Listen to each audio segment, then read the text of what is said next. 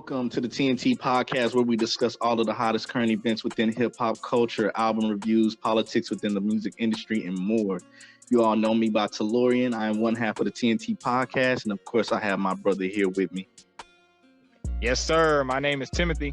I'm the other half of the TNT podcast, and we're here with the shits. We are bringing unbiased, unfiltered, honest conversations about hip hop and the culture. So if you're sensitive about your favorite artist or public figure, go on ahead to the next podcast, but you can still follow us though.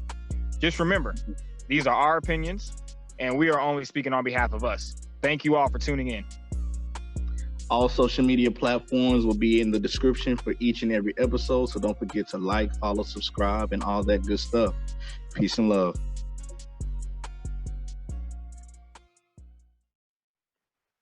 Welcome to episode 63?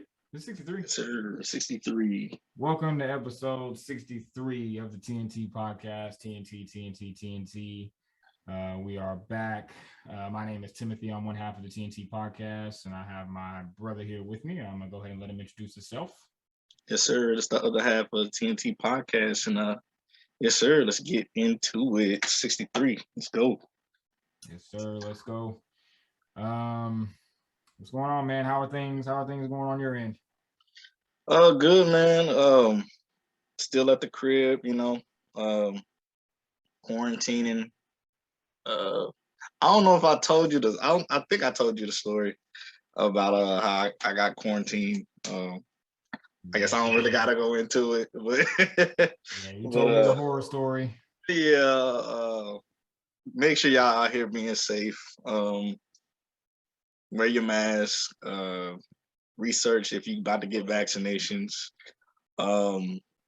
Just be careful, the people you coming in contact with, because it definitely is spreading. The numbers are definitely going up again. So y'all be careful out here with the, coronavirus. And I've been seeing all of these memes about the Delta variant, and I'm just like, bruh, yeah, just be careful out here with this COVID stuff, so be safe. But I just been chilling though. I've been at the crib chilling, trying to catch up on stuff, documentaries, shows, music. It's a lot of stuff coming out, so just been trying to catch up, which is, I don't think anybody can ever catch up on everything because it's just too much. So you just try to catch up on what you want to see and like to see, so, or want to hear. So that's all I've been really doing. Bunch of music, so much music coming out, and so just been trying to catch up on music mostly though. But what about you? How everything going on your end? Oh man, same here. Just trying to stay with the times, trying to keep myself caught up on music, TV shows, all different things that go on in the world. You know what I'm saying? Sometimes I'll be feeling like I really don't know as much as I think, because there's so much going on, like everywhere. Mm-hmm. So much in music and politics and sports. Mm-hmm. It's just things going on everywhere. Everything is just moving at 100 miles per hour. But no, I just, same thing. I just be chilling, working. Like you said, trying to stay clear of this damn Delta variant. They just mandated masks again back here in Texas. So motherfuckers got to wear their masks. And, even though it's a mandate, niggas ain't going to do it. Niggas going to be out here walking around without a mask. Yeah. I'm already prepared for it. But yeah, man, I just been chilling. You did mention TV shows. So what shows have you been watching lately? I got to know. I've caught up on All American. What else have I been watching? So you literally just saw the ending of season 3 of All American, right? Yeah, I finished it. Oh man, I can't wait to see like what's gonna happen. Yeah, you gotta watch it, bro. It's, bro, it might piss you off a little bit. That's all I'm gonna say. It might make you mad. Like it's some good stuff that happens, and then it's some bad stuff, and it's gonna probably kind of piss you off a little bit. But there is season 4 coming though. Season 4 is coming.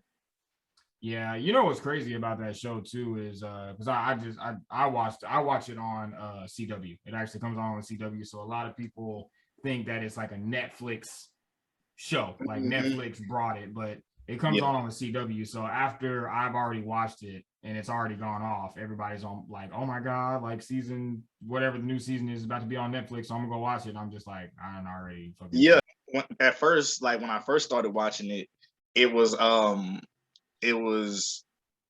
I caught up on Netflix, and then afterwards, like afterwards, I start catching up on it on CW. So, but yeah, when I first started watching the show, I was behind. I just had been hearing about it, and so I went straight to Netflix and watched season 1, season 2, and I just caught up. And then when season 3 started coming out, I started watching it episode by episode on the CW, and then, like you said, when it came on Netflix, it's just like I had seen everything already. So, but I'm catching up on that. I still haven't gotten a chance to like catch up on Snowfall. I need to just sit down and just start from the beginning with Snowfall. And there's so much stuff coming out. And what's the spinoff of what's the of Power? What's the show? Fam, I'm glad you brought that Yo. up. I was about to bring that up. I've been watching. I'm about to start watching that too, because I saw Joey is on there, and look, fam, he's not. We're not getting any more music from him. I just want to tell you, bro, he neglecting us with the music, bro. He just going straight into the acting. But he's bodying this role though. Like he's great. And this is Power Book 3. So this is the story of Kanan and you know how he became a drug dealer, and you know his family ties and all that kind of stuff. So and then he got the Wu-Tang joint too. Like, oh, he's not Joey. Oh, okay. I thought so. I was like, I don't see Joey on the Wu-Tang joint. Like, I was just like, oh, he was just like, I'm done with that. Then I guess, and then it was just like, I think the reason why he's not in that anymore is because of his role in Power. He's a main character in Power, so I think he left the Wu-Tang show.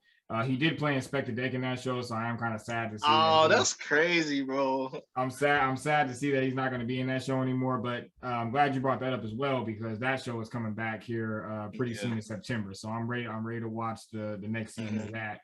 I love where they ended season 1 at. I think they ended it showing them in the studio recording Seventh Chamber, I think it was, off of 36 Chambers. So I'm ready to see like what they're gonna do and how they're gonna tell that story of how that album came together and how they all came together and they were able to pull all of them out of what they were doing in the streets and got them in the studio and shit like that. So I'm ready to see that. But yes, I have been watching the Power show. It's good. It's really good so far. We're 4 episodes in, so I've definitely been watching that. I don't think I've really, ever since Snowfall went off, I haven't really.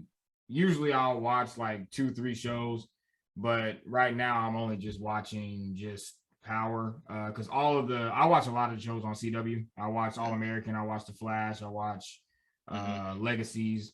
I don't know. Did you ever watch Vampire Diaries? A little bit. I never watched like a bunch of episodes. I just saw episodes like here and there. Oh, fam, get into Vampire Diaries, man. That's one of them shows that you can go back and you can binge watch, and it's Vampire Diaries, the originals, and then Legacies is where they're at right now. So if you ever need a show to watch, just go watch Vampire Diaries. You would think it's like one of them like corny, like love, like kind of like Twilight, but it's not. It's way better. The storyline is better, the characters are better, everything is better about Vampire Diaries. So you should definitely go watch that.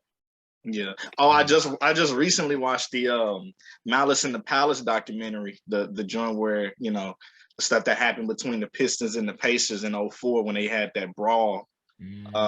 That's a really great documentary. I just finished it today. It's on Netflix. It's really, really good. I need to check that out. I'm a big basketball fan, so I love documentaries about certain players. Reggie Miller's in it. That's one of my favorite players and shooters. Jermaine O'Neal, Ben Wallace, you know, the fight that broke out. And when you finally see the backstory of what happened, you see why the brawl broke out. And it's like, wow, there's actually a backstory to this. And it's crazy. It's a lot to do with like um some death, some anxiety, some depression. It's a lot of things mixed into why that whole situation happened. So it's really, really good. It's really, really good. I'm gonna have to check that one out because I'm just like you. I love documentaries. Mm-hmm. I think we did talk about it. The Mary J. Blige documentary. I Yeah. love that. If y'all haven't watched that yet, definitely go check that out. But yeah, man. Yeah, that's pretty much it over here on my end. Yeah. We got some topics to get into today.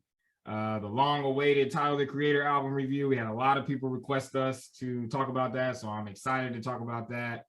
But before we get into that, there's some fuck shit going on in the ecosystem. Some goddamn fuck shit. Man, a lot, man. A whole lot. Where are we gonna start? We're gonna start with Mr. PJ Washington today because we can start there. That's a sad, tragic story. Bruh, okay. Before we get into this one, I got a homie.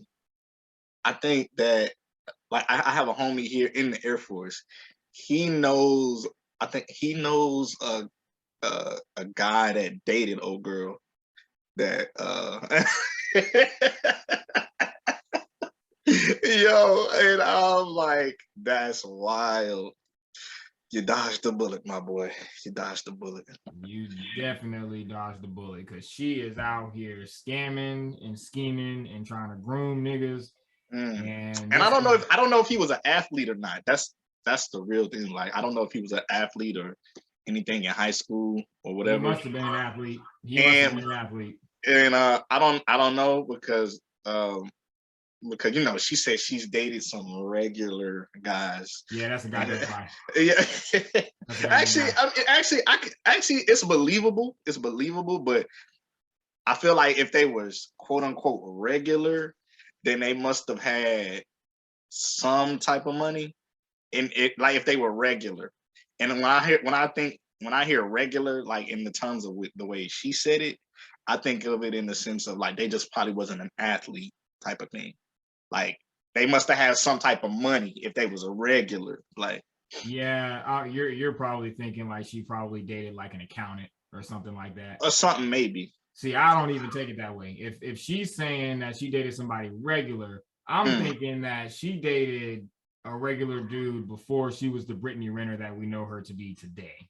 So she probably dated a regular dude when she was like 17. Maybe. That's what I was about to say. That probably was like teenage her though. It was like some puppy love type shit because from what I've seen, she's full of shit. She's full of shit. Because this man is he got Brittany Renner got an 18-year deal with $43 million, I think it is. That's the funniest shit in the world. Yo, they said that's real though. That's she real. Signed an 18-year, $43 million deal. That's crazy. That's actually facts. That's actually facts though. Like when you think about it, because listen, when I saw this story, this just because I remember when we had the Dr. Dre conversation, you know, and we went over what his ex-wife was asking for, and we thought that was ridiculous. This is $200,000 a month in child support. She didn't say a year, bro. She said a month. And it just, when I saw this story, the first thing I thought about is like, I see why there's a stigma on athletes, on why they're just dumb and why they don't know shit. Because what kind of lawyer did you have to get you in this situation where you got to pay $200K a month? That lawyer is getting fired. That lawyer is getting fired today. And who's saying you're gonna, like, bruh? And who's saying you're gonna make? I mean, you probably are gonna make well over that, but who's saying you're gonna even be guaranteed that? What if you get injured? What if something happens? Bam! You got to take all of that into account. Like, That is a ridiculous amount of money a month. Look, I agree with what you just said. If you get injured, whatever the case may be, but I'm thinking because I'm not really too familiar with PJ Washington's game. Exactly. He's from what I know, would he ever be in a position where he would be a franchise player? Is the question. I don't know. Probably not. Probably no. But look. I'm pretty sure. Like he probably, even if he is or isn't, there's players that aren't huge franchise players, but they get offered like huge contracts. Perfect example. Dennis Schroeder. He just fumbled the bag. 4 years, $84 million deal, but he took $5 million for a year in Boston. $84 million deal for 4 years with the Lakers, and he fumbled the bag. Like, bruh, like if he got a $84 million because they say he was trying to get a $100 million deal. You want a $100 million deal, but you're not a Russell Westbrook, LeBron caliber player, but you still got a huge contract. So that's what I'm saying. Like with this guy, like he could still probably get offered big contracts, even not being a big franchise, like a big franchise player. He could still be a big role player, but still have good amount of money coming in a year. But still, $200,000 a month is still a ridiculous price. Even if I'm LeBron, like, I mean, even if I'm LeBron, I could probably pay that. But still, come on now, like. Yeah, I agree with you. Because you have those situations where you have players who are role players and they're in those kind of deals that you're talking about. But I guess I'm leaning more towards him needing to be a franchise player to be able to pay this kind of money because he's taking half. Okay, so I think I saw a thing. He made $7 million. In the last season, I think, and I think he just signed a contract for, I think it was like 30 something million or something like that, if I'm not mistaken. I might be wrong. Don't quote me on this. Mm-hmm. I'm just going off of what I've seen on the internet. I don't know if that's true or not because I didn't really look into it. But I'm thinking if that's the case, she's taking all that. She's taking all of that. So if he ends up becoming a franchise player and getting franchise type money, she's going to be taking half of that. Bruh, that's ridiculous because 37 million wouldn't even equal out to the amount that she would get over the 18 years. So, and then he would have to get offered more contracts or if he became a free agent, he would have to own some businesses. Hey, PJ Washington fam. Hey, sign a deal with Nike. Bro, sign a deal with Nike. Put you out a shoe. Do something, cause man, bro, something. Fam, this woman is fixing to get you for everything that you own, and this just goes to show that the system is broken. It is, bro. It's broken, especially when it comes to black men. The system is broken, fam. I'm pretty sure he can revisit this. I'm pretty sure he can revisit this, and it would be a very, very wise idea for him and his team to go on social media. See, this is why I hate this new era. I love it, but I hate it because you can use social media, you can use Instagram, you can use all these things to your advantage. So he should just find a couple of them videos. There's videos online of her saying, "I'm gonna get me a ball player, and I know exactly what I'm gonna do when I get a ball player." He should use that. And man, this I hope it'll hold up in court, bro. I hope so. I think it will. I think it will because I'm still trying to. Some people still take L's, bro. It's scary out here. Yeah, it's scary. It is. But I'm just trying to figure out how it got to this point to where he's paying $200K a month, because that's the most ridiculous thing that I've ever heard. That's a crazy payment though. Like $200,000 a month. The child is only gonna see maybe 5% of that money.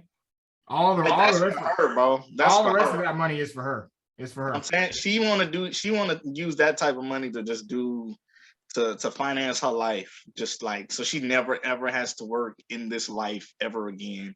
Yo, that's crazy to me. Isn't that crazy that that's the time that we're in, that you have women who do this kind of thing and you have children that have to grow up like under that? Like that's crazy to me. That's crazy to me because Bro, to I'm me, telling you, be careful. Bro, I'm speaking to like the black men. Be careful out here. Like, no, just date. Don't know who you dealing with. Get to know the person, please, because this is the type of situations I see like black men falling into, like a lot of black men. And bruh, this is a terrible situation. This is bad. And it's crazy because it's happening to regular people. Regular people. I'm talking about people that don't even make it to the NBA or don't become up. They been trying to become a rapper, but they don't, get their big breakout, and they just somebody that's just working, you know what I'm saying, and just, everyday working type of person, and this is happening to them. So please be careful out here, because that type of money is insane. there's got to be a secret meeting, a secret room where women like Brittany Renner and Lori Harvey go to like conspire and figure out who their targets are going to be, because there's a lot of them, man. There's a lot of these women that are doing these kind of things, and I just think it's the funniest shit in the world that these dudes just keep falling for this shit. Like, I think it's the funniest thing in the world, because it's like you feel bad, but it's just like, Yeah. damn, like you kind of oh shit. Well, Yeah. I man, I feel like I know a couple people like this. Actually, I do know a couple people like this, and I've always been the person that warned. And hey, man, all you can do is warn. You can't save people. Honestly, you just can. All you can do is just like, I feel this way about the situation, and I don't think you should go through with it. And if they keep going through, you know what I'm saying? You know, you gotta pay for the signs you choose to ignore. You gotta pay. That's a fact. That's a fact. And And he those, paying.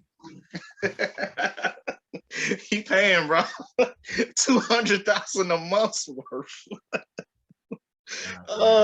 It's not funny, but bro, it's like, come on, man, wake it's up. like by the time he's done, he won't even be a man anymore. Like, every single time 200K like leaves his account, it's like, I'm pretty sure a piece of him is gonna go with that 200K. Like, it's just a piece of him is gonna. This is crazy. This I'm not is having sex crazy. no more. That's me. I'm not doing nothing. This is I'm not crazy. doing. I'm not reproducing no more. That's my only kid, and I'm not doing nothing, bro. I'm celibate. I don't want nothing. I don't want to do nothing. I just want to live my life. I don't want nothing. Like, how is it that something like this happened to PJ Washington before it happened to Future? How many baby mamas does Future have, and he doesn't even like? He got a lot, crazy. bro. He got a lot more than. He got way more than PJ. Yeah, bro. That's crazy, I put up a tweet and I said PJ is gonna turn into OJ real quick, bro. and I'm gonna just leave it at that. I'm not gonna say nothing else. I'm just gonna leave it at that. I'm just gonna leave it at that. This is a scary situation, bro. Like, oh shit, that's some crazy ass shit. And yeah. This is like a culture, man. Like, them type of men, they're the ones that keep these women going. Like, they keep these women going, man. Like, as long as we have dudes that are gonna be out here doing this kind of crazy shit, this is gonna continue to happen. and we just keep falling for the okie doke. Like, why do we keep falling for it? I don't know. It's not that good, bro. It's never that good. I promise you. It's not. Like, no, bro. I'd rather be celibate for the rest of my life. And people probably hear me saying, like, are you crazy? No, nigga, I'd rather be celibate. I don't want to nothing, bro. Giving up that type of money, bro, you giving up bro, when you think about how much money a person is giving up, you're giving up your time, you're not just giving away money, bro. You're giving up your time, your stress, And I know people like, oh, he's a basketball player. It's nothing. How do you know what it took for him to actually become a basketball player? Like, how do you even know what his stresses were, like, or what he dealt with, or where he lived? You don't know. Like, he might have PTSD from just living in the hood. Ain't no telling what he done went through. So people be like, oh, he got money, he's an NBA player. No, you don't know what this man has gone through to get to even to the NBA. Because do you understand the percentage of people? We're not even talking about just people that become superstars in the NBA. We're talking about a percentage of people that actually make it to the pros or become a rapper, like a big time rapper. I'm talking about that's recognized. The percentage is so small just to even get to the NBA. And people probably just like, oh, he's rich, he got it. Like, no, bro. You ain't no telling the type of stress he was under, the type of pressure he was under. So giving away that kind of money is not just money. He giving away his stress, his time. That's why I always say it's crazy when people don't be giving people their money back and paying people their money back, because I'm like, if somebody lets you borrow some money, like, because, even if I'm paying child support, I'm going to pay, but this amount of money is ridiculous. But even when I talk about when people should pay people their money back, you should definitely give their money back, because it's like, they didn't just give you money. They just gave you stress. You don't know what they was dealing with at work to get this money. And so, yeah, bro. But that amount of money, paying that amount, that's insane. To pretty much put a cap on everything you just said, they don't give a fuck. They don't care. They don't care, bro. Oh, bro, she don't care about how stressed out he's gonna be. She don't care, bro. She about to get the bag. That's all she care about. She just care about the bag. She don't care about nothing. And she pretty much seared her conscience where she don't care about nothing. She's just like, oh, it's all about me. It's just, I want my money, and that's just what it is. I completely agree 100% with what you're saying. This is a sad story here. I'm just going to go ahead and shed a thug tear for my man, PJ Washington. It's unfortunate. I hope you bounce back, brother. I pray. Pray. I'm praying that you bounce back, because that is ridiculous. Yeah, that's some crazy shit. And who is Brittany Renner? Like, because I keep hearing the name. I've heard the name for a long time, but I just feel like a lot of these celebrity women just come out of nowhere. Like, I remember when I first heard of Lori Harvey, I was like, who is that? Like, I'm hearing Brittany Renner. I've heard her name several times. I'm just like, who is, like, where are these people coming from? Yeah, and it's weird because I randomly stumbled up on her on Facebook. No, not Facebook, Instagram. And I looked, I was just like, oh yeah, she's fine. Like, then I just like followed her. Matter of fact, I might have to unfollow her. That's because fam. And at one point she was with Uzi. I remember that. So yeah, and I remember Uzi said her name in a song. He was like, bring it to me to your slut, eh? What song? First I drop my top, eh? Oh, now it's coming together. So that's Britney. That's the same Britney that Uzi was with. That's the same wow. Britney. Yeah, wow. Bro. That's her. That's crazy. I didn't even put two. She just didn't get Uzi. She just didn't get him. Thank God. Wow, that's crazy. I did not even put two and two together, because I remember when he put her on like the cover of his second mixtape and all kind of shit. Like, I remember when those two were like an item. Yeah. And wow, that's crazy. He's quoted her. He said her name in songs. That is crazy. That's crazy. Man dodged the bullet. Shout out to you, Uzi. Shout out to Lil Uzi, man. He got out of there. He get in, get out. He got out of there. Oh man, he got out of there. That's crazy. Yeah, that's what Uzi was talking about. Yeah, man. Look. Good luck, PJ Washington. You I don't know. Good luck. Yeah, man. Prayers to that man. Are you ready to get into this Tyler the Creator? Yes, sir. I'm ready. Man. Yeah, man. What do you think about this album? How are you I'm excited, man. I'm excited to talk about this. Same. First off, did you watch the interview?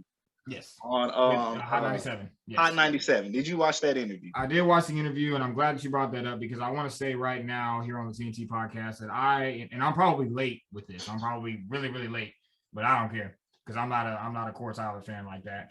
But after watching that interview, I see the growth.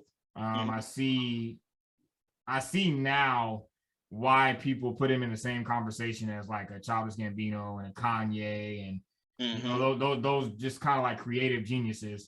And after watching that interview, I'm gonna go ahead and agree. I'm gonna put him right there with those guys because, man, like he really just like now I feel like I can go back and listen to his music and kind of, you know, catch up and actually appreciate who he was as an artist and the growth and who he is now.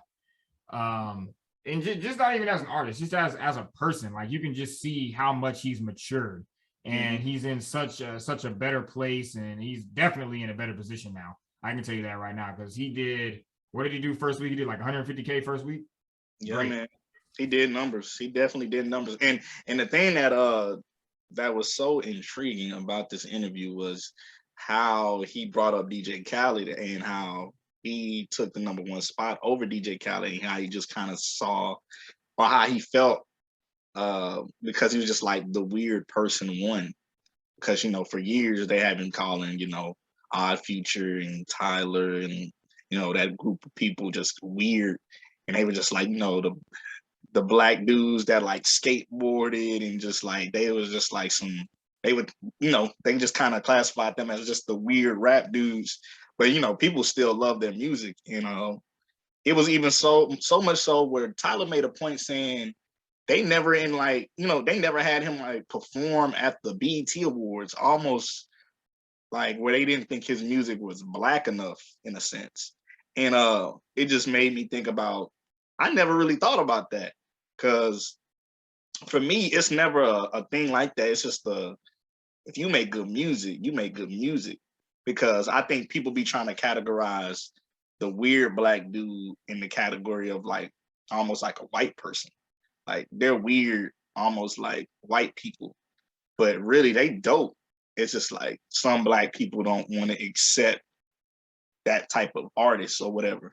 But that wasn't a reason that I just wasn't drawn to Tyler. I just wasn't super big into his music, but I knew he was dope. Like I always knew he was dope. Of course, it was just I wasn't big into his music. I was always just an Earl Sweatshirt fan. So, but nah, this interview, he showed a lot of transparency, a lot of growth, and he's 30 now. So you can definitely see the maturity in the music and him as a person. And yeah, bro, shout out to Tyler though. That was, I love hearing his perspective on music, and you can just tell he's just grown as an artist. He isn't just a rapper now. He's just a full artist, like you said, like a Kanye or Childish Gambino. So yeah, man, I definitely enjoyed that interview.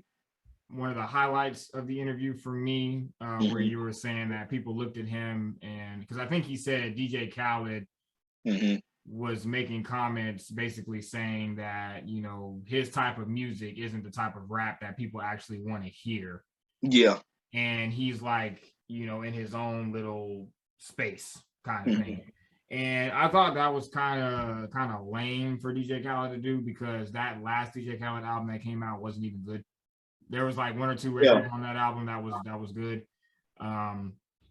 But my favorite thing about when he was explaining, you know, how he kind of took that from DJ Khaled, he was basically just saying that, like, I studied all of the guys that came before me. You know what I'm saying? I studied all of that backpack hip hop shit, all of that lyrical hip hop shit. You know what I'm saying? And I heard a lot of that on this album. Like I heard a lot of, first of all, him going to get DJ Drama. That's like the most. That's some hip hop, bro. That's some the most hip hop shit that you can do. Yes, you know getting DJ Drama to talk and bruh, yes, bruh. Because I just love hearing DJ Drama before somebody about to rap. Yeah, that's the most hip hop shit that you can do. And I love how you know, he was kind of explaining that the reason why he did that is because the younger generation may not know, like they may not know about that. You know what I'm saying? Because when we think back to the mixtape days, if you heard DJ Drama and Gangsta Grills, it was about to be another kind of experience. You know what I'm saying? About to be another kind of experience. So, you know, when I first turned this album on and I heard DJ Drama's voice, I was like, oh, okay, so this is where we're going. Like, we're going here. So, and that let me know when I heard DJ Drama's voice. Did I say DJ Khaled or DJ Drama? DJ Drama. I think you said Drama. Yeah. When I heard DJ, he was about to be in his bag. Yeah, when I heard DJ his Drama's rapping voice, rapping bag, not his Igor bag, like his rapping bag. Because Igor was more like what Kanye's 808 and Heartbreaks was. That was kind of like with Tyler's 808 and Heartbreaks. That was like his type of album where it wasn't much rapping. It was just like, let me show you the musicality, like more artistry. But yeah, when you see the DJ Drama feature and him talking before Tyler about to rap, you like, okay, he trying to like rap. Yeah. I knew exactly where this was about to go. And the Lumberjack record that he put out as a single. This is why sometimes I shy away from listening to singles before the album comes out, because if you don't hear it in the context of the album, it kind of throws everything off. When I first heard that Lumberjack song, I liked it, but I was just kind of like, you know, like I don't know if I would really play this again. But in context with the album, it sounds great. Like this shit sounds fucking amazing. Yeah, because the album actually flows. It flows well. Yeah, it flows well. Yeah, I thoroughly enjoyed this whole entire album, and you know, I liked when he was kind of talking about, you know, the direction that he was going with Flower Boy. He was trying to give a little bit of the rapping and a little bit of the melodies and stuff like that. And then he saw that people liked that, so then he just went full-fledged melodies and gave him Igor. And that's when he won the Grammy. Yeah, that's when he won the Grammy. Crazy. And now he's just back on this rapidy rap mixtape sound and shit. And I feel like I came in right on time. Like I came in as somebody who's consuming Tyler the Creator's music. I don't normally consume his music. I feel like I came in right on time because I listened to Flower Boy, but I really only gave it like 1 or 2 listens and then I was done. Same. I've been replaying this album a lot. Yeah, I've been replaying this album a lot. We should just get into the track list because man. When this shit first came on, the first record, Sir, I don't even know how to pronounce that, whatever that says after that, Sir, whatever that is, I knew he was about to snap because that beat that he's rapping over is a West Side Gun beat. I already fucking knew. That beat is on a record called Michael Irvin off of one of the albums that he dropped, West Side Gun dropped last year. So I already knew. Baudelaire? I can't. Yeah, Sir Baudelaire or something like that. Yeah, man. Yeah, but as soon as that came on, I was like, okay, so this is the direction that we're going. He's rapping, he's talking his shit, and there was a lot of shit talking on this album. I can tell you that. Man. Tyler the Creator is doing way better than what I thought. Way better than what I thought. Like I've been sleeping for a while, and yeah, man, he came on this one and just he snapped, bro. Yeah, man, he's doing way better. And Corso, the second record, I like how he just gets straight to the shits. He has a line in there where he was like, you can tell them motherfuckers as Sony, I'm not calling. Yeah. I love it. I don't know what it is, but I love it when rappers talk shit about the labels. I love it. I love that. Shit on these labels, shit on these executives, shit on everybody, goddammit. Okay? Because these motherfucking labels, they don't give a fuck about you or your music.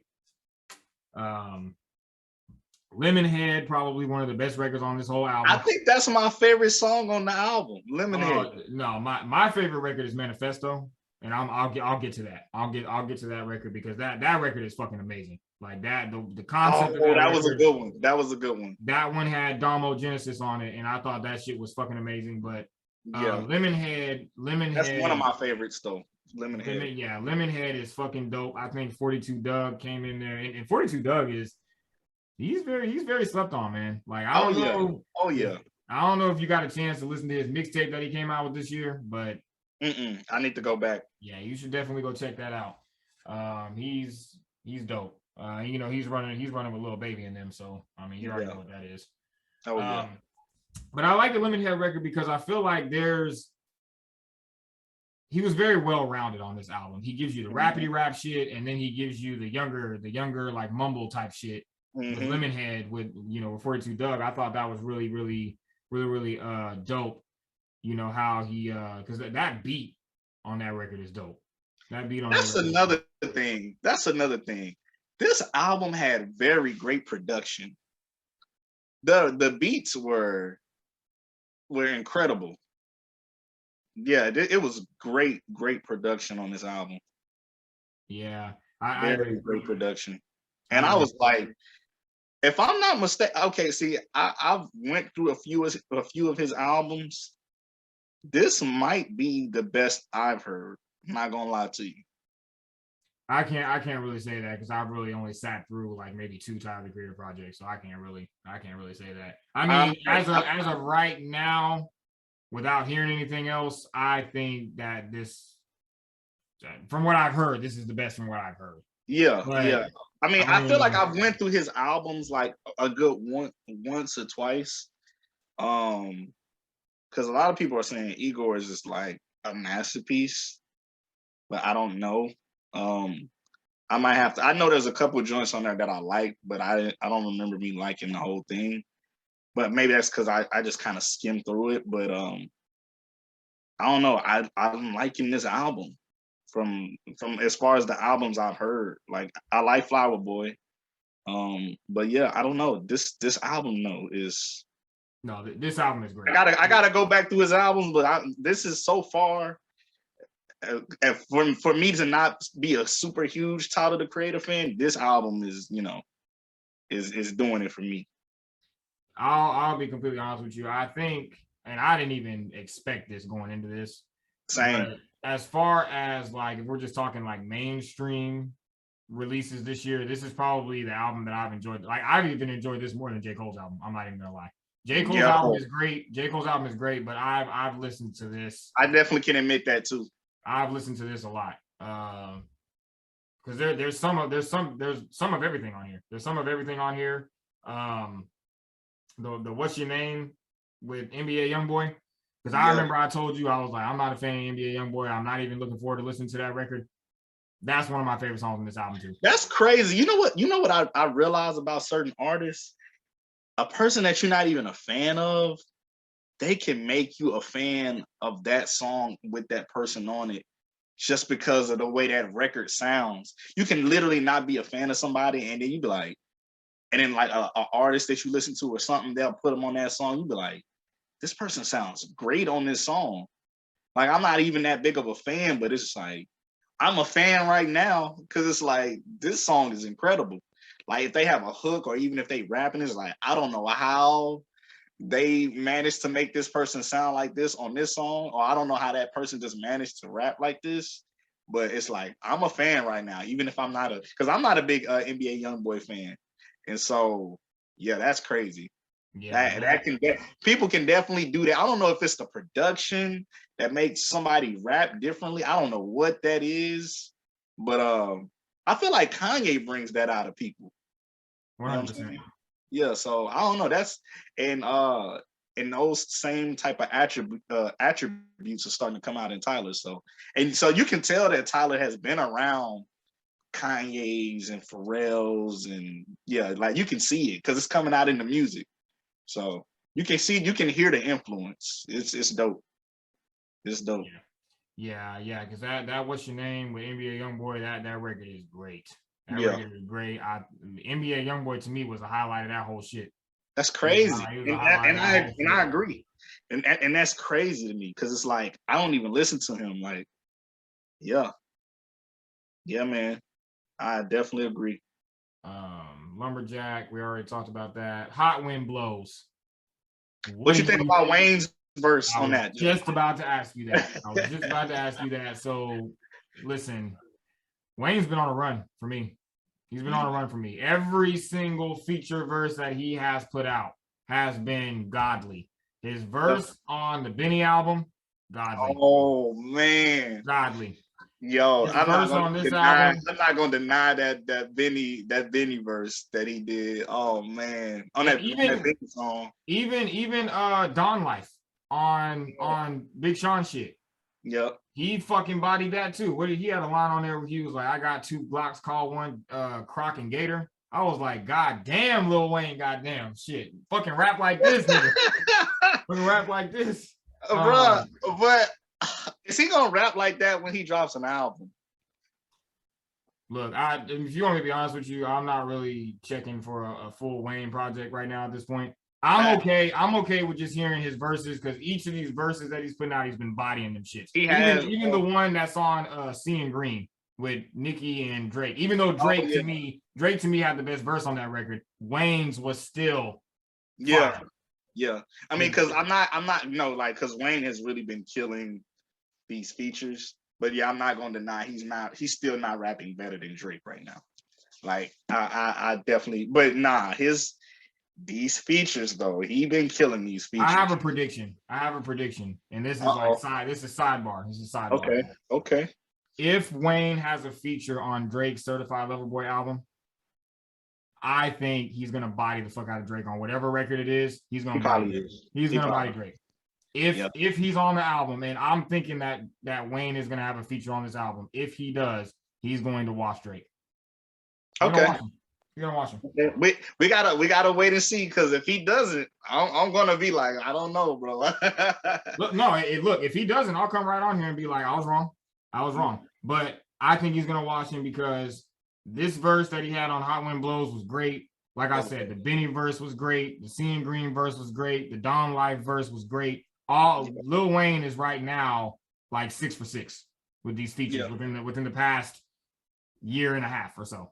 Yeah, I can admit that. So that record was dope. Massa, the next one was one of my favorite records on here because I like how at the end of that record he said, he had the line where he said, I put this music together on these drum breaks just for you to go and say you hate it on your lunch break. Yeah. that shit to me. Yep.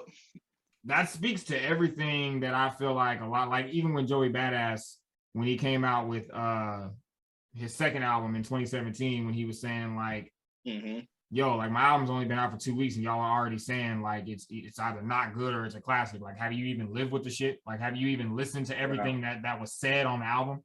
I need people to stop doing that. They need to stop making stuff a classic in 2 listens. I bullshit you not. When the track list came out for Donda, I seen a lot of people saying that this is not even out yet and it's already a classic. Like this shit's already a certified classic. It's just like that takes away. That takes away for me. I'm only speaking for me. It takes away. Feel like it was like, bro. I don't feel like it was like that 10 years ago. No, I don't. I'm telling you, like, no. Even 15 years ago, I don't remember albums dropping. Even when Kanye dropped an album, like, I know people are like, dang, this is a really good album, but it was just like over time, you were like, okay, that's a classic. But it wasn't people were not saying that, but I think that's because of how fast music is moving and music is dropping. It's like it drops and then, 2 weeks later, everybody is on to something different. But I don't listen to music like that. I literally try to play the album over and over, try to digest the lyrics, digest the musicality. But people constantly saying something is a classic after it being out for 2 days or 2 weeks or 2 months even. I'm like, come on, bro. Like, why are you snapping at a classic? Or, it's not even out. It's already a classic. What are you talking about? Like, what are you saying? That makes no sense to me. I don't get it. Yeah, that shit needs to stop. That's the thing about our generation that I hate so much when it comes to music. It's because it's a bunch of little fuckboy rap fans that are running around now. It's just like, are you even a real fan of like music and real of hip hop? Because it's like you're not even digesting the music. You're just quoting stuff and saying it's a classic. Like, come on, like. Yeah, look, I think we're in another golden era. I'll stand by that.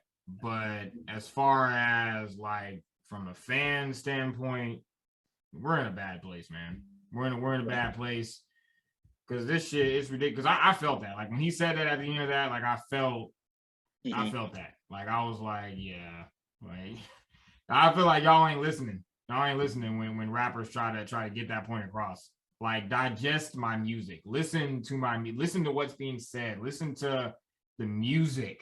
You know what I'm saying? Like, I don't know. Donda, a classic, and it's not even out yet. Yeah, man.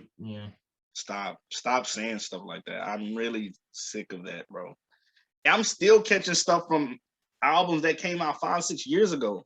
That's a fact. That's what I'm saying. How y'all just quoting? How y'all just like, oh, this is a classic off of 2 listens? I don't know, man. I don't know. I can't explain that one to you. I don't remember if it was the Massa song where he had the line. I know you caught the line about Justin Bieber. I know you caught that Justin Bieber line. Oh, was that I can't remember what record that was. Was that Massa? It was either Massa or Hot Wind Blows, one or the other one. Or no, I think it was probably Massa whenever he said that. I think it was. Oh, I did catch the what did he say? He said I was trying to fuck Justin Bieber, basically. Yeah. That's basically what he was saying, and this brings me to the conversation that I wanted to have when we brought it up in the last episode. Whenever I was saying, are we ever going to get to a place where homosexuality is accepted within the hip hop community? Because I feel like a lot of people have kind of accepted it from Tyler. That's what I'm about to say. Like, I think they're only accepting it of certain people that they like. I know you saw Jadakiss. I know you saw the Locks interview on. I did. I just recently brought that up. Yeah, Jadakiss was cool. Jadakiss was cool about it, and that's a whole nother like nigga from a different era. From they don't play them type. That man cut. He cut from a different cloth. This man is from Yonkers. Like, yeah, man. They don't play that. They don't play them type of games. So I mean, if Jadakiss can see the fun in it, then I think, like I said in the previous episode, like we're in a place now where, I mean, it is what it is. Like, homosexuality is going to be accepted in hip hop, and I wonder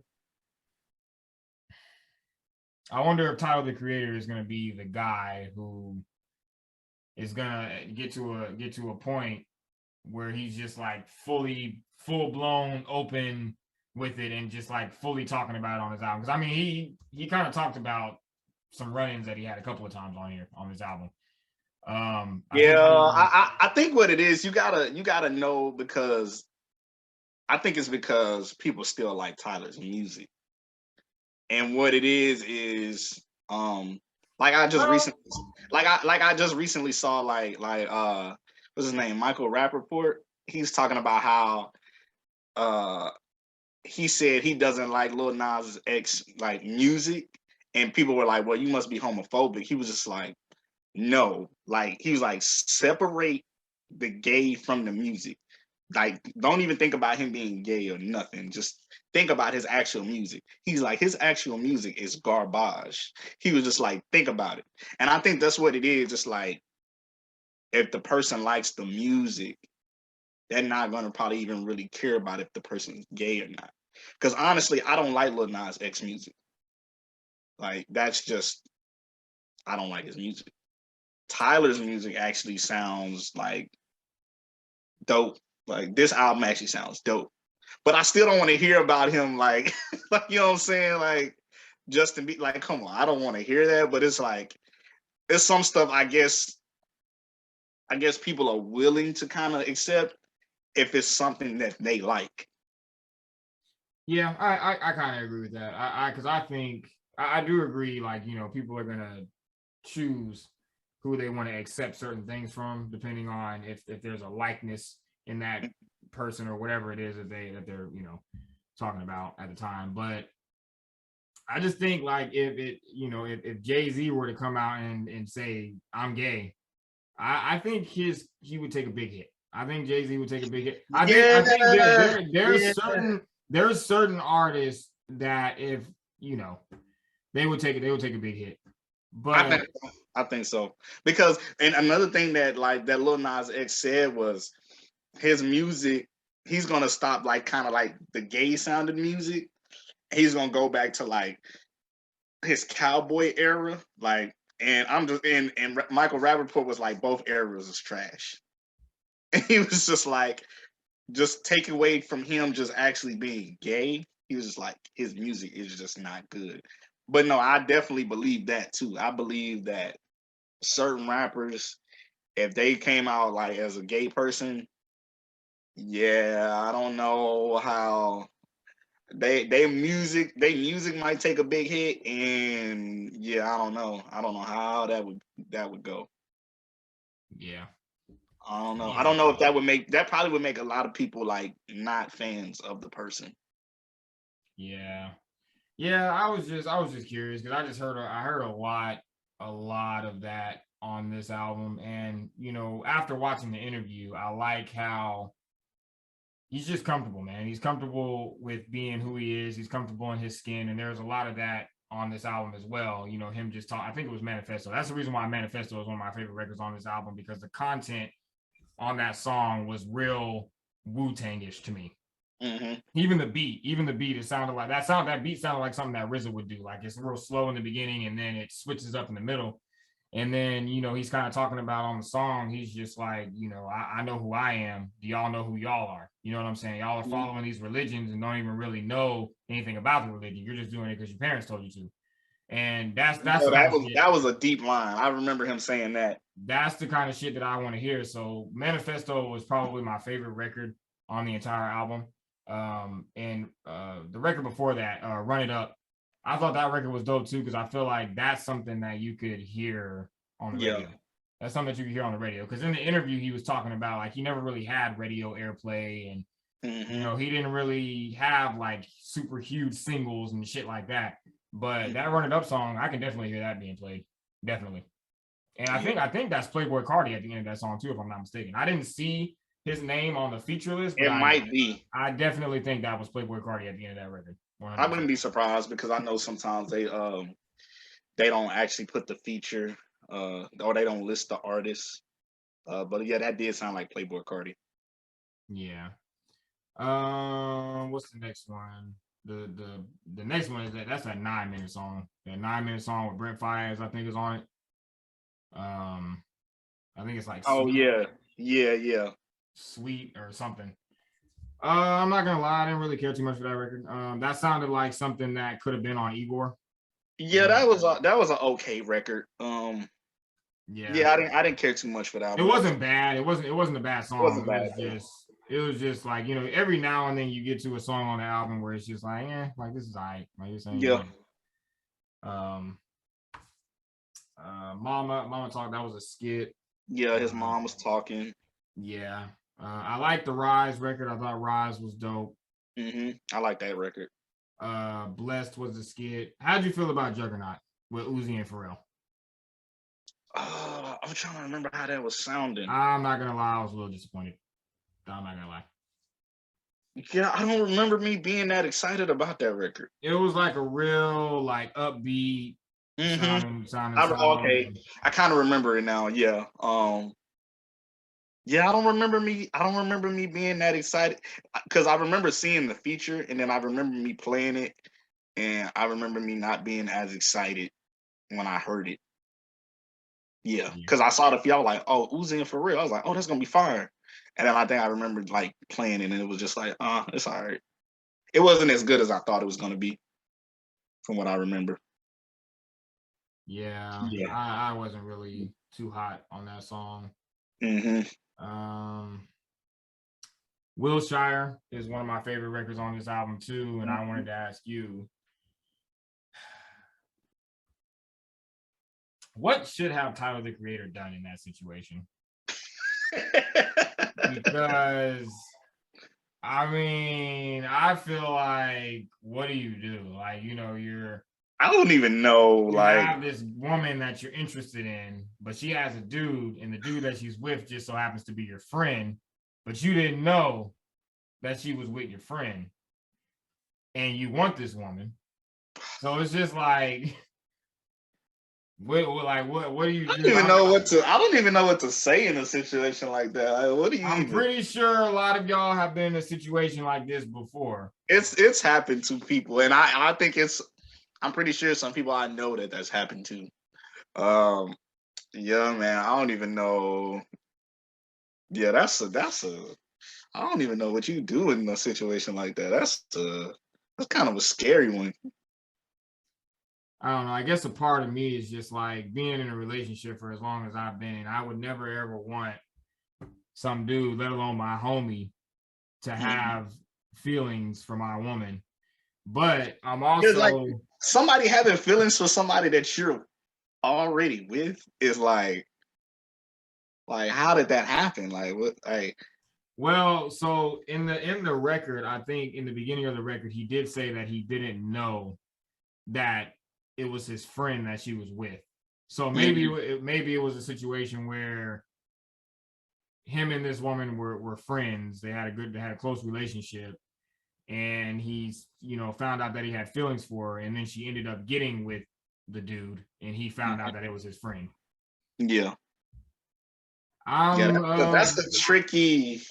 listen. I'm of the belief that the heart wants what it wants. You know what I'm saying? The heart wants what it wants, and I'm gonna be honest with you, like you know what I'm saying. Like I think most men, like we don't care if the woman that we want has somebody already. We don't give a fuck. Like That's wild. we don't care. So I was stuck because I really like this song, and I was stuck in the middle of, is Tyler the Creator an ain't shit friend, or is he just? I wouldn't say that. I would just say more so like he didn't know. Like, you know what I'm saying? It wasn't I don't know. It's a really complicated situation. Like I would say he didn't know, but Because I mean, if you keep going, so my thing is if you know. The thing is he kept going. That's what I'm saying. Like he kept going. So I mean, so I guess he kind of is. But at the same time, he's not, because he already had a relationship with this woman. They were already friends.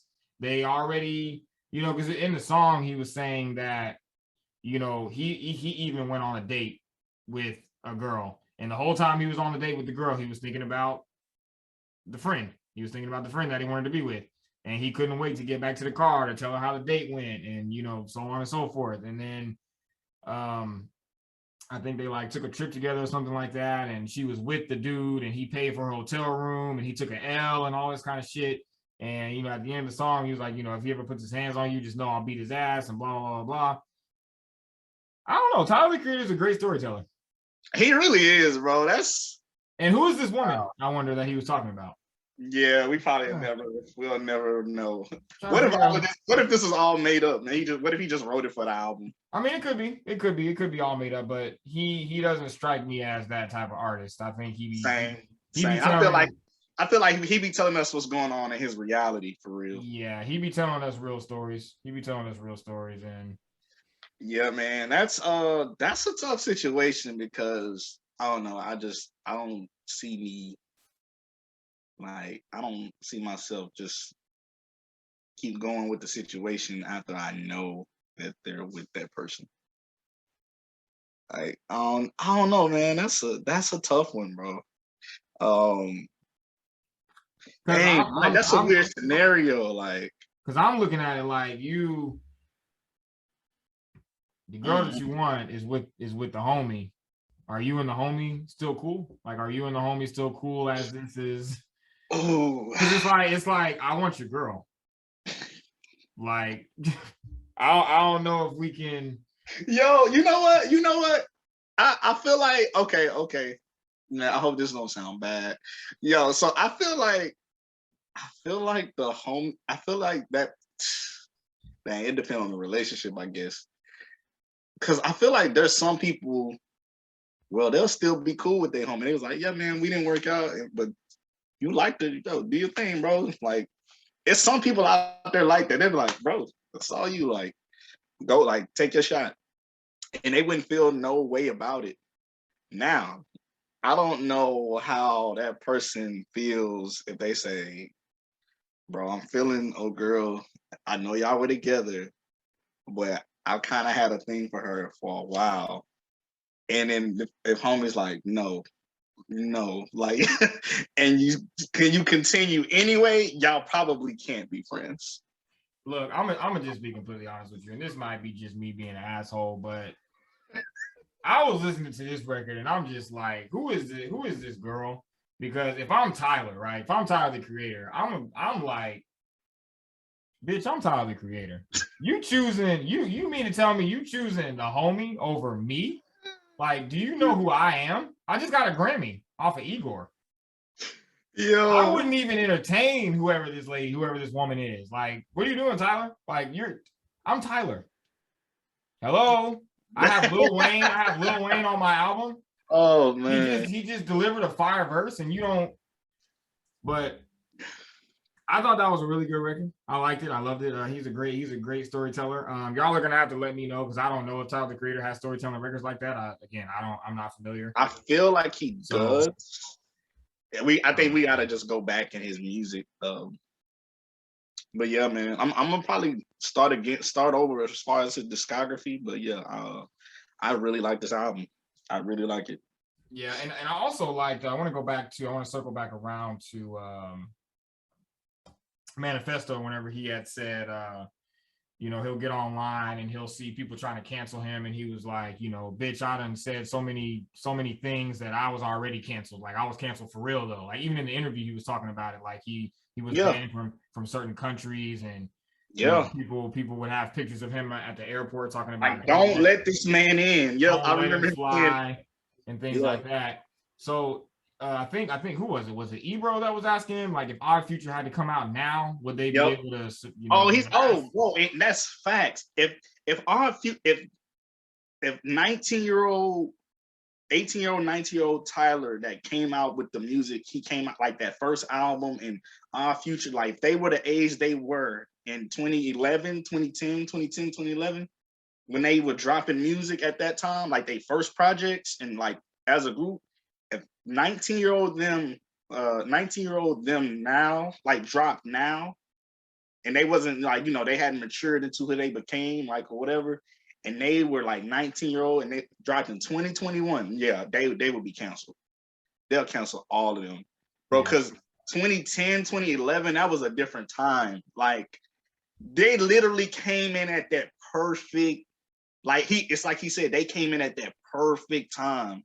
Like they timing was it was right before cancel culture and right before like social media taking over the world and all that. They came in and I'm talking about they slid in there like perfectly, like slid in like their music and everything, because Tyler is a different type of artist.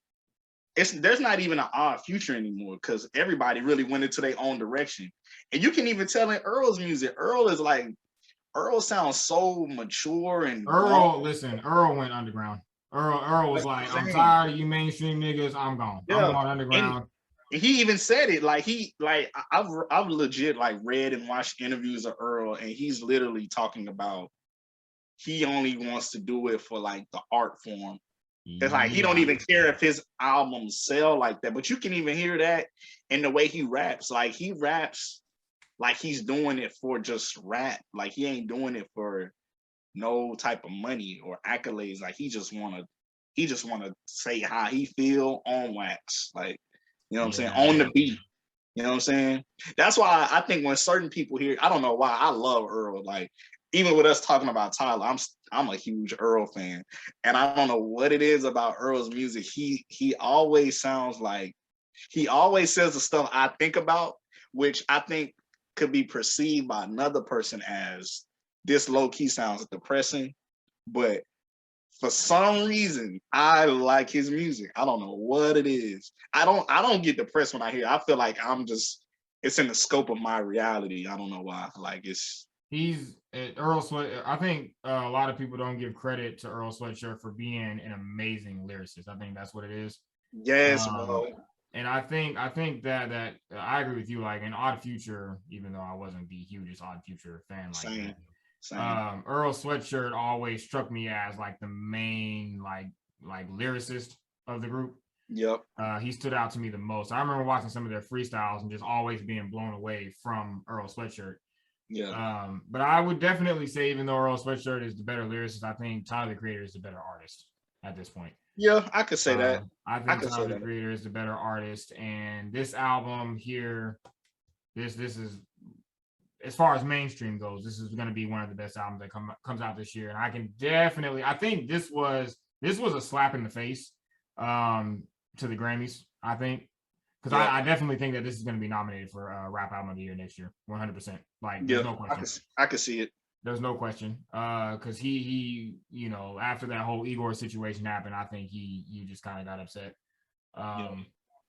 But yeah, man, this album was great. The rapping was at a high level. DJ Drama came through and made this, you know, it sounded like a well put together mixtape kind of. But it's an album. So yeah, I think this album was great. I'm probably gonna have to go back now and listen to Tyler, the Creator's music, because I'm not gonna call myself a Tyler, the Creator fan, but I definitely want to go back and check out and see the growth for myself. You know what I'm saying? You know, because even in the interview, you know, he was saying that, you know, all the content that he was making back then, like, he's grown now. And that's the same exact way that I feel about Eminem. I feel the same exact way that I feel about Tyler, the Creator, about Eminem. When I go back and listen to Eminem's old music, even though you know, his first 3 albums are classic, sometimes I feel, and I think actually, you know what? I think what made me not want to listen to Tyler, the Creator, when he first came out, was how I felt about Eminem's content. I got tired of hearing the same shit from Eminem. I got older, I grew up, and I'm more mature now, and I don't really want to hear him talking about killing Kim and strangling Kim and all that kind of shit anymore. So that's how I felt about Tyler, the Creator's music at first. But now I see that, you know, he's grown, man. He's grown, and I like it. He's 30 now, bro. He's 30. I like it. A lot. He's definitely grown with his music.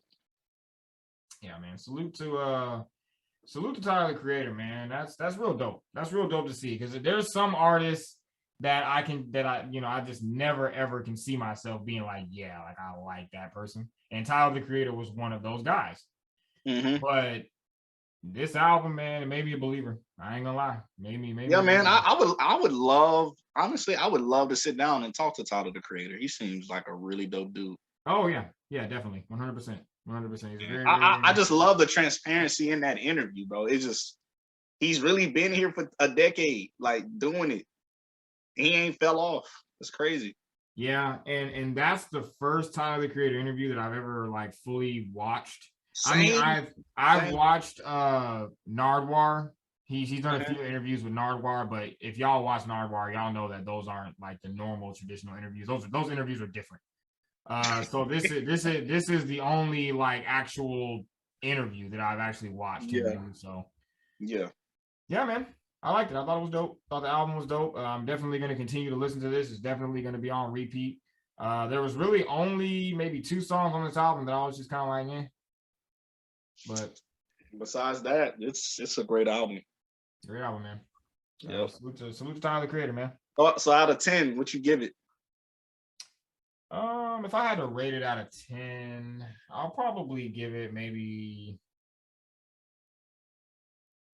let me give it close to a 9, maybe like 8.7. I'm gonna give it like an 8.7 right now. That's when I was like maybe 8.5, 8.7. I'm gonna go ahead and give it an 8.7. It's just everything. It's the content, it's the production, DJ Drama screaming all over the tracks. Like, everything was just well thought out and well put together on this album. So yeah, I'm gonna go ahead and give it an 8.7. Yeah, it's definitely close to a 9. I'm fucking with it. Yep, same. Yeah, man. Shout out to Tyler, the Creator. Yeah, man. What's going on with your man Kanye, man? Whose man's is this? Great question. Whose man's is this? Pusha T, come get your boy. Bro, come on. Yeah, somebody. Whose man's is this? All right, so the album was supposed to come out on the 6th, right? That was the first date. Then it was supposed to come out on the 13th, which is tomorrow. Which is Friday, tomorrow. Then it was supposed to come out on the 15th. Now it's supposed to come out on the 22nd. What's going on, bro?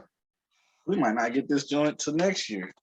I don't know why I'm surprised though, because this is the same shit that happened with Life of Pablo. Life, we went through the same. Bro, do you remember that conversation we had when Life of Pablo happened? Yes, bro. He dropped the album and then he was editing the album as it was already out. It was already out. I'm like, I remember this like it was yesterday because me and Raquel, and I'll never do this again. Me and Raquel got tickets to go see the same thing that we watched, the same live performance that we watched, Donda. He did the same thing for Life of Pablo, except we got tickets and went and watched it in the movie theater. And we were sitting there like, what the fuck is this? What the fuck is this shit? What is this shit? One thing I do regret is I'm missing the Life of Pablo tour, though. I ain't gonna even lie. I really wanted to go to that. That shit was fire. That shit was fire. I'm not gonna lie. Yeah, I'm not gonna deny. I really wanted to go to that. That shit was fire, but Kanye's album rollouts are trash. Always been trash. Life of Pablo, but everything after graduation has been like garbage. Rollouts, the rollouts have always been trash. Well, the actually, albums be good. The albums be good, but My Beautiful Dark Twisted Fantasy wasn't bad. That was genius. That was a genius. That was a genius rollout because Good Fridays. I don't think we're ever gonna see anything like that ever again. I miss those days, bro. We're never gonna see that again. Those Good Fridays, like I'm like, bro, we've never seen like anything like that in music.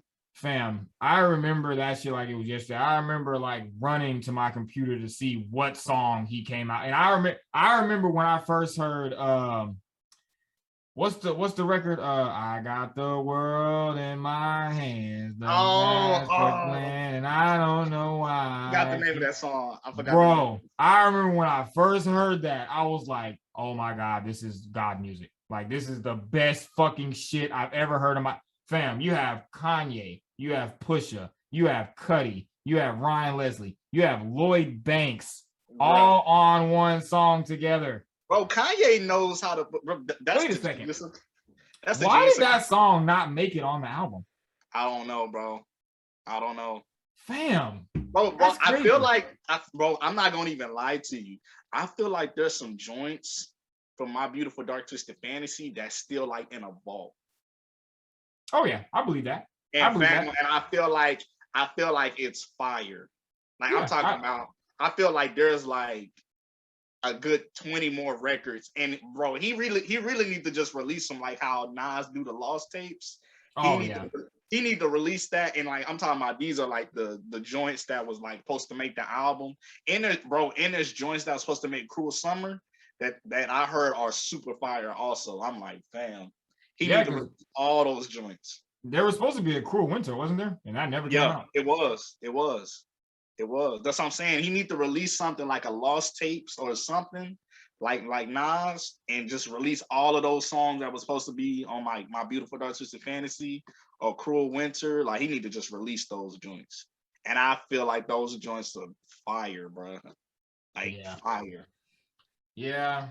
Everything after that has been trash. Because I even remember the Yeezus rollout when he put the face like on the side of the building. Oh yeah, I remember that. Yeah, get that shit the fuck out of here. Life of Pablo, get that shit the fuck out of here. What was it after that? Yay. I don't even like that album. Like that album is not that good. But yeah, man. I don't know what's going on. I don't know. I mean, I guess like we said, he has to finish the album because a lot of them verses that I heard on that live stream didn't sound like they were finished. But I don't know, man. Like that conspiracy is still going around, him and Drake. Is he trying to release on the same day as Drake, or like what's going on, bro? Like what's the bromance between these two, man? Because me knowing the person that Drake is, just from an artist standpoint, Drake is the type of person, he wants to drop his own week and he wants to own that week. Yeah. And I've been seeing a lot of back and forth. A lot of people have been saying, if I think Kanye and Drake should drop on the same day because we need to see who really is in control. And I'm just like, we know who's in control, man. It's Drake right now. Yeah, we know who's in control. Like Drake talks to it, like Kanye said at one point. Drake talks to a generation that Kanye doesn't talk to, even though Kanye was running it for like a good 10 years for a good while. and or shoot, maybe it wasn't even 10 years, maybe like 7, 8 years where it was just Kanye. But yeah, man, Drake speaks to a generation that Kanye doesn't speak about. Even though I feel like, of course, Kanye is the overall, of course, better artist, but he's already an OG, and I guess Drake is going in that OG realm, but Drake still speaks to a generation that Kanye doesn't speak to. So, like. And yeah, that's true. And I also think you can say the same thing about Kanye. I think Kanye speaks to a generation that Drake doesn't speak to. Same. And that was the point that I was trying to make whenever that picture was floating around about them two doing a versus. Who would do better in a versus between them two? And I'm gonna be completely honest with you, man. I don't think Drake even wants that problem. I don't think Drake wants that problem. I think Kanye is in a completely different league. And I think the same thing that happened to the Locks and Jadakiss is what would happen to Kanye if he did a versus battle. I think people would be reminded just how great Kanye West is. And the point that I also made too. Actually, shout out to Fidel because he actually made the point before I was able to make it. If Kanye and Drake did a versus together, you have to realize Drake is a fruit off of Kanye's tree. So he's going to be sunning Drake the whole time. Pretty much. Yeah, man. Because you got to really think about the amount of projects Kanye has, the features Kanye has, the cruel summer joint, the Watch the Throne joint. Like, come on, bro. It's like, come on. Yeah, and I think Kanye's it's one of those things where it's gonna hit different. It's gonna hit different because I think Drake probably has the upper hand as far as who's popping right now and who's got the bigger hits and all that kind of shit. But I don't think any of that matters whenever you're going against somebody like Kanye, it's not about the hits, it's the impact. Kanye's impact, like we said. When Kanye does something, bro, he has the culture in the palm of his hands. Even when we talk about his clothes and stuff, it sells. His shoes sell out. When he does stuff, it sells out, bro. It's just he has this big impact on something bigger than music. It's crazy. Like, it's above music. Yeah. It's clothes, it's fashion. It's a lot of stuff. Like, I agree. There's things that Kanye does that Drake could never do. Yeah, man. It's a lot of things that with just Kanye's name on it. And it's crazy too, because if they did do a versus, Kanye can not only go into his bag, but he can play shit that he produced for other people. He's produced stuff for Drake. Like he can play stuff that he's produced for Drake. He can play stuff he's produced for Jay, for Alicia Keys. Like he has Most Def, Nas, Common. Oh, like, that whole B album, bro. Bro, I'm saying that's like one of the greatest like hip hop albums ever. B by Common. Yeah. Listen, I know Drake is the guy right now, but if he did a versus against Kanye, I'm sorry. He don't have those problems. I'm telling you, Kanye is different, bro. I'm sorry. Just off the fact that he was producing first. And I don't know if you remember when I sent you that old flyer of like in Chicago when Pac and Biggie was rapping, and it said 17-year-old local rapper Kanye. Kanye was around Biggie and Pac, and people didn't even really know. Yeah, like that's crazy, bro. Like, yeah, he was around. He's been around for a while because you have to think College Dropout didn't come out till 2004. He was on Rockefeller way before that because he produced. Exactly. He was signed as a producer, but they didn't want him as a rapper yet. Yeah, he produced a lot of records on the Blueprint One. I think he even had some on the La Familia album as well. Yeah, man. Kanye. Yeah, he different. Kanye different. Drake don't want them problems. I'm sorry, he don't want them problems. But if it's on dropping the album the same day, it's probably gonna be Drake though.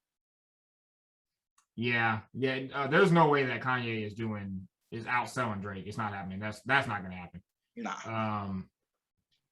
I don't know, man. I think when Certified Lover Boy drops, I think Drake he's still gonna be popping his shit. He's gonna have a lot of things to say about Kanye. I don't think this whole Pusha T and Kanye thing. I don't think Drake has said everything that he's wanted to say about that yet. Yeah. So I think we're gonna hear more of that. But I'm honestly just ready to hear Donda at this point. I played. They have it on. If you go look up on YouTube right now, they have that record. The Jesus Lord record with Jay Electronica and the locks on it. It's an 11-minute record. Yeah. I've been listening to that, man. I've been playing that shit and I love it. I think it's great. Yeah, man. Jay Electronica's verse on that is ridiculous. And Jay Electronica single-handedly had the most powerful bar that I've heard this entire year on that record. And it was the line when he said, crazy, bro. I love that guy, man. I think he said, I can't remember exactly how the line goes, but I think he said, it was the line when he said something about Ezekiel's will. If I go get Ezekiel's will, I'll be able to change the world like Yakub with 2 pieces of steel. And I don't listen. Yo, man. Listen. Yo. Like I'm gonna take a minute. Like I need y'all to go Google and do your history and look up Yakub and look up some of the things that they teach in the 5%, and some of the things that the Nation of Islam talked about. Because that line is so fucking powerful that when I heard that shit, I was like, yo, like this Jay Electronica he's somewhere else. Like he's somewhere else with this shit. I'm telling you, man. He's somewhere else with this shit. I'm telling you, I want my Jay Electronica picture because when I tell you he said some things like, you know how like some people be like, oh my God, when I hear certain people, they change my life. No, bro. Jay Electronica, bro, when he speaks, when he raps, he says some like mind-boggling things where I'll be like God. Yo, damn. like I'll be like, I'm not worthy to hear this verse. Like what this is like godly level. This is godly level like poetry. Like that verse that's on that record is better than all the verses that he spit on a written testimony. It's better than all of those verses. That's crazy, man. If I could get Ezekiel's will, I could change the world like Yakub with 2 pieces of steel. Yeah, that is ridiculous. That is a ridiculous bar. Like if he said that's a whole concept. And what you could have a whole debate. Nick Cannon got fired because of fam. Exactly, bro. Fam. Exactly. Man, I don't think people understand. This is a powerful man, bro. Jay Electronica is that's why I said I need a picture with this guy, because when you hear people that powerful, it's certain artists that they have such an effect on me, like, and I feel like I have to meet them, like I have to shake hands with them because it's like they're so powerful. And Jay Electronica is one of those people, bro. I'm getting my Jay Electronica picture. I'm speaking that into existence. I'm getting my picture, bro. If that verse comes out and it's the same way, like he doesn't make any changes to it or anything, that will probably go down as probably the best verse of the year. I believe it. Because that is fucking, that shit is ridiculous. That line itself is ridiculous. That whole verse was ridiculous. The way it started and everything was ridiculous, but just that line is, I know, I'm sorry. I'm doing my fanboy hip hop shit right now. We love this, bro. This is the type of shit that makes me happy, man. Like when I heard that, I was like, because like when you listen to we talked about it, when you listen to Ho's verse on the Meek Mill shit, that's not rap. That's something else. Like what Jay Electronica did on that record, that's not rapping. That's something else. Art. That's art. Bro. That's art. It goes beyond rap. It's like this, like he always say, because like he always talks about, Jay Electronica always talks about how he loves Wu-Tang. He say like, even when they talk about drugs, he was like, it's the poetry of it. He's like, it's like they're talking about drugs, but it almost sounds so much deeper. Like it don't even sound like what they're talking about is drug talk. It's like, it's so much deeper than what it sounds like. It's like, and that's Jay Electronica. His stuff be like, his music be so much deeper than just rapping. It's just this man is speaking like deep poetry over a beat. Like this man is, it's art. It's beyond rap. It's like art. Yeah, it's art over. It's art over a beat. It's crazy. Like, yeah, I agree with that. I agree with that 100%. And he is definitely from the school of Wu-Tang, and you know how I feel about Wu-Tang. They what they do is it's not rap, it's art. That's that mathematic talk. That's that peace. Yeah, bro. That's the hip hop that I love. I love that mathematic. I like that. What's today's mathematics? Peace, God. That's my type. I like that. That's the vibe. That's the vibe that I'm on. That's the hip hop I like think is like above all hip hop. Like I think that knowledge talk, that's what I'm about. I'm about the science and the mathematic hip hop. I'm about that. Like, yeah, man. I'm into that type of hip hop. And Jay Electronica, he keeps showing you why he's in that realm of the Wu-Tangs and yeah, man. I love it. I never get tired of that type of hip hop. The hip hop that spits knowledge, I never get tired of that. Yeah. I never get tired of that. I can't wait. I can't wait till, we hear the finished version of that song because it's going to be great. I think Donda is going to be a good album. Yeah. So. Drop it, Kanye. We ready, bro. I'm ready for this album, bro. Drop the album, Kanye. We know you're not listening, but drop the shit. Man. Yeah, man. Salute to our guy Kanye, man. Let's get to this Tory Lanez and Cassidy. I told motherfuckers a long time ago, stop trying Tory Lanez, bro. Stop trying man. Tory Lanez. My man is with the shits. He was with all the smoke, bro. He with all the smoke. All the fucking smoke. I put up a tweet. I said, Tory Lanez is one of them niggas that's going to flame your ass and then he's going to go sing a falsetto to your girl. And you got to stay away from them type of dudes because... Real talk, bro. Real talk. Bro, I'm trying to tell you, these motherfuckers need to leave Tory Lanez the fuck alone. Tory Lanez has been with the shits for some years. Since Joyner Lucas. Joyner Lucas is when I realized, like, all right, like this guy's different. Like this guy's different. I don't know what it is. I don't know if it's something in the Canadian waters. I don't know what's going on over there in Canada. But niggas like forgetting this man is from Canada, bro. Niggas like him, Drake, and The Weeknd, they out here like, you know what I'm saying? Like even The Weeknd, he's a singer and he be dissing niggas on his shit. He be talking his, bro. He be dissing motherfuckers on his shit, bro. Bro, The Weeknd be talking his, bro. Look, I know The Weeknd's fan base. It's all these little girls, but he be sending shots, boy. My man, The Weeknd, he be talking his shit. He really do, bro. He be really in his bag, bro. Look. And I'm like, bro, you an R&B singer doing this? This is crazy. Or a pop singer? Like, because it seemed like when he be in his bag, it'd be like when he be on his R&B type stuff. And I'd be like, oh, like Snow Child. I'm like, okay, this nigga in his bag. Like he be talking his shit, boy. But nah, Tory Lanez can really rap. He really can, bro. He really can. He can really rap, and this whole Cassidy exchange just further proved to me that y'all need to leave Tory Lanez alone, man. Leave Tory Lanez alone. Stop fucking with this man. But just to give a little bit of backstory, Tory Lanez released a record, and I guess he borrowed a few lines from Cassidy, and Cassidy didn't like that, so Cassidy came back with a full clip. And I listened to the Cassidy diss, and I didn't really like it too much. Bro, Cassidy low key. He can rap. Don't get me wrong. He can rap. I love Cassidy. Like Cassidy is one of the best rappers, period.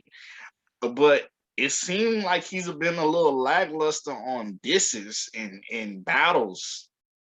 Oh, he's been getting bodied in battles. That's what I'm saying. We don't even need to talk about that. That's what I'm saying. But like he's one of the, like if you just put him on a microphone, he's one of the best lyricists, but when it's coming into like dissing lately and battling, he's been taking the L.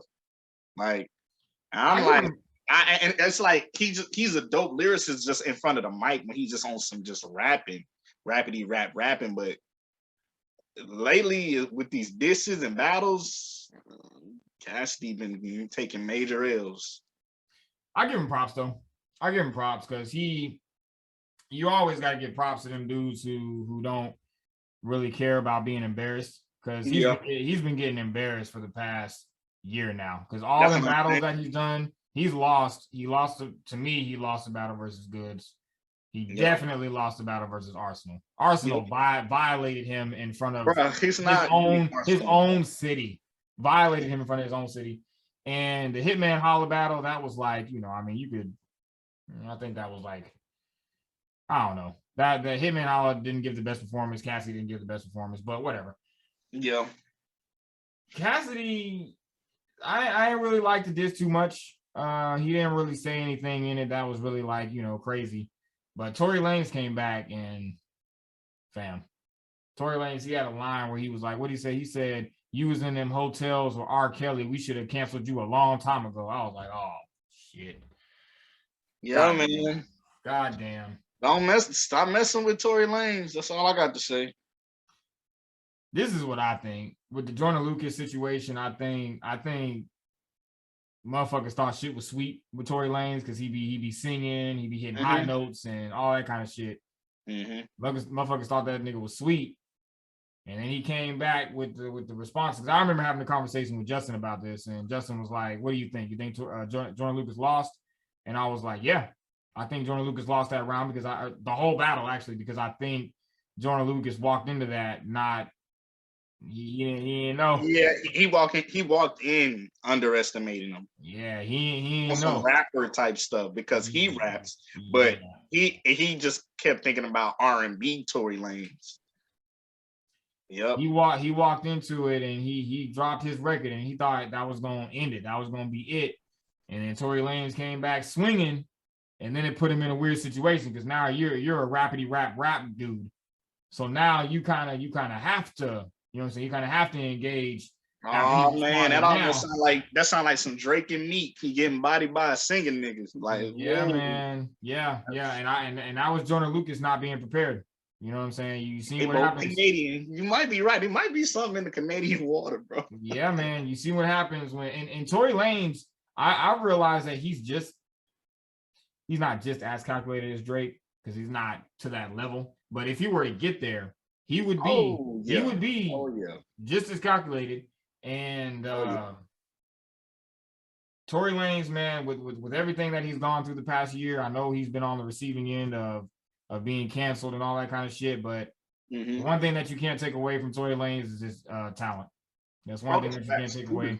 Dude is mad talented. I be listening to like his freestyles and stuff. Like, yeah, this dude can really rap. He is very talented. And the one thing that I like about his response to Cassidy is he did it in a Meek Mill cadence. God damn. you remember the Meek Mill and Cassidy beef. We all remember that shit. Yep. Killed him in a Meek Mill cadence. Stop. Listen, I'm telling y'all right now, stop messing with Tory Lanez. Leave him alone. And you know what I'm saying? He's out here. He's back out here winning, man. He's back out here winning like nothing happened. Cancel culture didn't get Tory Lanez. They tried to, but they ain't get him. Yep. They ain't get him. But I don't know what I think Cassidy should just leave it alone, because if he responds at this point, you gotta. It's gonna be the same situation that Joyner Lucas was in. If you come with something, it's gonna have to be the finishing blow. Because if you don't, it's what you just said. You getting bodied by a singing nigga. So you can't ever underestimate your opponent, man. Yeah, I think Cassidy should just go ahead and just leave this one alone. Just go ahead and take the L. Take the L and go back to URL and go lose some more battles. Go practice on your battle rap, man. Yeah, man. Because it's looking very, very grim. Looking very grim. Very, very grim right now. Yeah, it's not looking good. Salute to Tory Lanez, man. Yeah, salute. Before we get out of here, what are your thoughts on Russell Westbrook going to the Lakers? I have some reservations. I do have a little bit of reservations about this. Is Russell Westbrook going to be able to perform under the leadership of LeBron James? We're about to find out, because I've seen teams get together like this and they don't come out. It doesn't come out well. And you be like, wow, they got all these great players that are legit Hall of Famers, and they not winning. And that happens. So this could either go really bad or really well. I'm scared. I'm nervous. I'm scared because we all know how Russell Westbrook likes to play. We all know how Russell Westbrook likes to play. Bro, I hope, because he plays with the ball in his hand most of the time, meaning he's taking a lot of shots because he's usually the superstar of that team. But with this team, he might have to distribute, and they might be like, take less shots. The real question is he going to be willing to take on that role? That's exactly what I said. A lesser role, but still be a superstar. That's exactly what I was saying. Is he going to be able to perform under the leadership of LeBron James? Because he's going to have to make a sacrifice when being added to this dynamic. Yeah, because you got to sacrifice to get a ring. Oh yeah, you have. If you want a ring, somebody's role is going to be lessened. Like somebody's going to have a less role, and I can already tell like Carmelo is coming into the situation with like. They gave him like a year deal, and he's a role player anyway. So I mean, that's what I'm saying. But it's like I feel like even if he has to take a lesser role, he's going to be like, I'm gonna do anything I can do to get this team to win. So and he wants that ring. I know. I want a ring for. I want a ring for Carmelo too, because Carmelo has just been taking.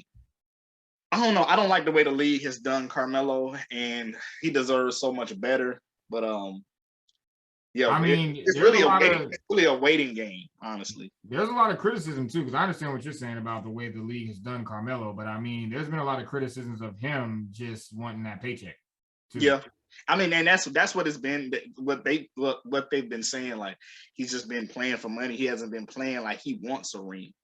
And then, I think he was like a free agent for like a year or two, and he was trying to get on a team. And I remember that. But it was almost like a thing that it's like no team was trying to give him a chance, and I didn't like that about what they were doing to Carmelo. But I do like that even if he's not playing or starting or whatever, he's willing to take a role, a less of a role, because he's already a Hall of Famer, like a lesser role to win a championship. So all we can do is really wait and see what they do, and yeah, man. We'll see how the basketball season goes. It's gonna be, like I said, either really good or really bad. Do you think they have a shot at winning a chip in their first year with Russell Westbrook? And possibly. That's what I said. I just feel like we gotta wait, because a lot of people have been talking about Brooklyn. A lot of people. That's all I'm about to say. It could be that, or it could be Brooklyn and them in the finals. And if there's a healthy Brooklyn Nets, they could possibly get the Lakers. It depends. A healthy Brooklyn Nets might get the Lakers the fuck about it. Yeah, because they got a team full of Hall of Famers. Yeah, man. So, I mean, they starting 5 look like an all-star team. Yeah. If they all healthy. So, we just got to wait and see, man. Injuries play a part. Everybody can stay healthy. There's no telling how this could go. That's a fact. So, yeah, man. Happy to see it. I'm happy to see it. I know Melo wants that ring. I want that ring for Melo, man. Melo used to be before I started paying close attention to D Wade. Melo was the guy for me. Yeah. And then D Wade just came in and took over. But yeah, for me at one point it was like, because LeBron, D Wade, and Carmelo was all in the same draft class. Yeah. At one point all 3 of them was like my top 5 players. Like, at one point, it was just like, it was them 3. I was like, these 3 dudes is, yeah, man. I love seeing all 3 of them play. Yeah. I saw Melo play. Oh man, this had to be a long time ago, because he was still with Denver when I saw him play. So this had to be. Oh, I just thought about something, bro. We're gonna have to catch at least one Laker Mavericks game when I'm home. We gotta at least. We're gonna have to try. Like, I'm just probably gonna be masked up, but I gotta at least try to see Carmelo one time, and LeBron one time. I've never seen Carmelo in person or LeBron in person play. So we might have to try to catch that Mavs Lakers game. Hopefully everybody is healthy. Russell Westbrook, everybody, bro. If we could catch one Mavericks versus Lakers game in person, that would be legit. That would be legit. I'm down. And speaking of the Mavericks, salute to Luka. What was it? 5 years, 207 million. 5 years. That's crazy. That's crazy money right there, boy. That's crazy. But he's been balling. He's been balling. So he definitely Luka Magic. He been out here, doing his thing. So yeah, man. Salute to Luka. Salute to Russ. Salute to LeBron. Salute to Tyler, the Creator, Kanye, Drake, everybody that we talked about in this episode, man. I think we pretty much covered everything. If y'all haven't checked out, call me if you get lost. Go check out the album, man. It's a dope project. I'm definitely gonna get deep into Tyler, the Creator's catalog. Same. And yeah, that's all I got. Yeah, that's all on my end, man. Yeah, man. Support real hip hop. Go listen. All day. I agree. Thank y'all for pulling up to episode 63 of the TNT podcast. We'll be right back at you guys with another one. Y'all be safe. Y'all stay healthy. Stay blessed. Wear your mask. Don't spread the variant. And yeah, we out of here. We out of here. Peace. Yes, sir.